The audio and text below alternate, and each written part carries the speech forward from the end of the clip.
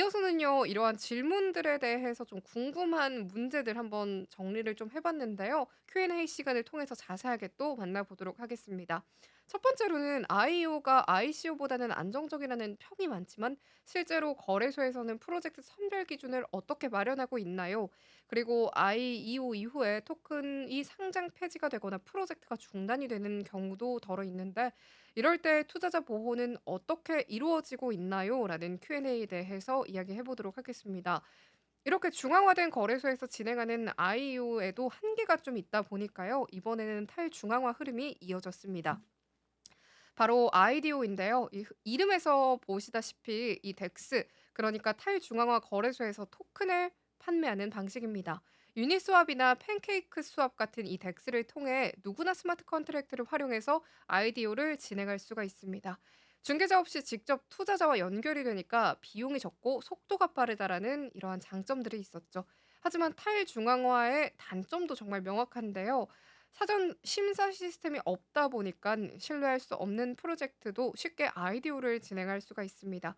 또 초기 구매자들이 초반에 대량 매수한 후에 가격이 오르면서 바로 매도해 버리는 펌핑 앤 덤핑 문제도 심각하죠.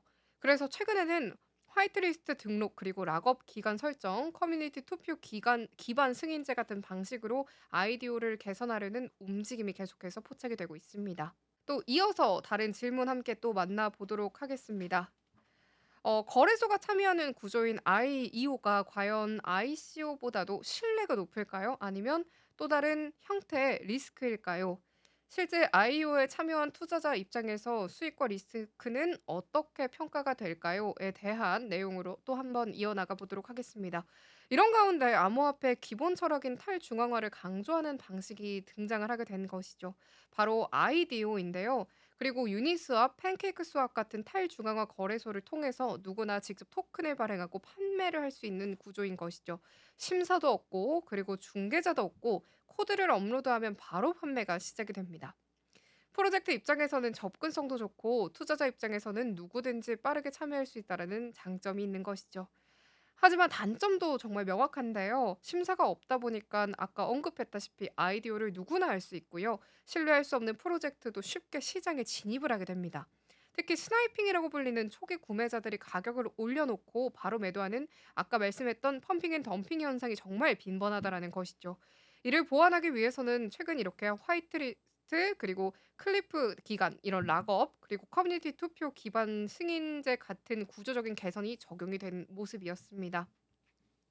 그렇다면 이 세 가지 중에 안전한 건 어떤 것일까요? 그리고 또 아이디어에 참여해 보려면 어떻게 해야 할까요? 라는 질문들도 많았는데요. 절대적인 안정은 없지만 규제나 책임 구조가 있는 IEO가 상대적으로 안전하다라고 꼽히고는 있습니다. 다만 IEO도 거래소가 책임을 지는 것은 아니라는 점을 꼭 기억하셔야 됩니다. 그렇다면 뒤의 질문이죠. IDO에 참여하려면 어떻게 해야 할까요? 지갑이 연결이 가능한 덱스에 접속을 하고요. 프로젝트의 화이트리스트 등록 여부, 그리고 락업 조건, 커뮤니티 평판 등을 꼼꼼히 확인하시는 게 정말 중요합니다. 그렇다면 최근 트렌드는 좀 어떤 쪽일지 또 궁금하실 것 같은데요. ICO는 이미 과거의 방식으로 평가를 받고 있고요. IEO는 여전히 거래소 주도 아래에서 진행이 되고 있습니다. 하지만 2024년부터는 IDO가 더욱 더 세분화되고요. 그리고 이런 플랫폼들이 하이브리드 형태로 진화하고 있는 흐름이 정말 눈에 띄고 있습니다. 예를 들어서 다오 같은 플랫폼들은 IEO처럼 프로젝트를 선별하고요. IDO처럼 탈중앙화 구조를 적용하고 커뮤니티의 검증 시스템을 결합한 모델을 사용하기도 합니다.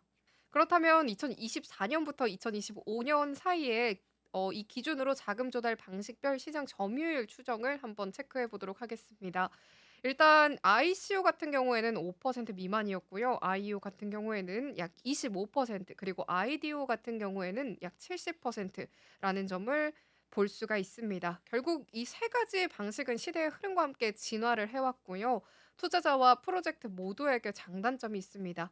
이런 핵심은 어떻게 더 신뢰를 가능한 구조를 설계하느냐가 될 것 같은데요. 투자자 보호, 그리고 규제 준수, 기술의 안정성, 그리고 커뮤니티 참여 이 네 가지 요소를 모두 아우르는 자금 조달 구조가 미래에는 주류가 될 것으로 전망이 되고 있습니다.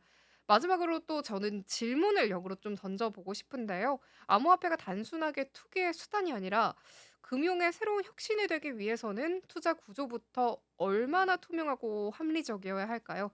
이러한 해답은 ICO와 IEO, IDO가 남긴 시행착오 속에 있을지도 모르겠고요. 여러분들께서도 함께 생각해 보시면 좋을 것 같습니다. 오늘의 코인 포커스로는 이렇게 세 가지 자금 조달 방식에 대해서 깊게 이야기 나눠봤습니다. 빠르게 변하는 시장의 흐름만큼이나 이러한 규제도 정말 꼼꼼하게 변화가고 있는데요. 또 어떻게 흐름들이 흘러갈지, 그리고 어떻게 또 규제들이 보완이 될지 빠르게 또 체크해 보시면 좋겠습니다.